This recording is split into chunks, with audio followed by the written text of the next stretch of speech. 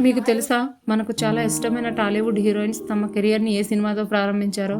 మొదటగా సమంత గురించి మాట్లాడితే ఏమాయ చేసావే సినిమాతో తెలుగు ప్రేక్షకుల ముందుకొచ్చింది. ఆ సినిమాతో తన సింపుల్ లుక్ మరియు న్యాచురల్ యాక్టింగ్తో వెంటనే అందరి మనసులు గెలుచుకుంది. కాజల్ అగర్వాల్ లక్ష్మీ కళ్యాణం సినిమా ద్వారా టాలీవుడ్లోకి ఎంట్రీ ఇచ్చింది. తర్వాత వరుసగా సూపర్ హిట్ సినిమాలు చేసి స్టార్ హీరోయిన్గా ఎదిగింది. తమన్నా గురించి చెప్పాలంటే స్త్రీ సినిమా ద్వారా తన కెరియర్ని ప్రారంభించింది. తన అందం మరియు డాన్స్తో చాలా తక్కువ టైంలోనే ఫేమస్ అయిపోయింది. అనుష్క శెట్టి సూపర్ సినిమాతో హీరోయిన్గా పరిచయమైంది. తర్వాత తన నటనతో ఇండస్ట్రీలో ప్రత్యేకమైన స్థానం సంపాదించుకుంది. రష్మిక మందన్న చలో సినిమా ద్వారా తెలుగు ప్రేక్షకులకు పరిచయం అయింది. ఆ తర్వాత నేషనల్ క్రష్గా పేరు తెచ్చుకుంది. సాయి పల్లవి ఫిదా సినిమా ద్వారా ఎంతో గుర్తింపు పొందింది. తన న్యాచురల్ యాక్టింగ్ మరియు డ్యాన్స్తో ప్రత్యేకంగా నిలిచింది.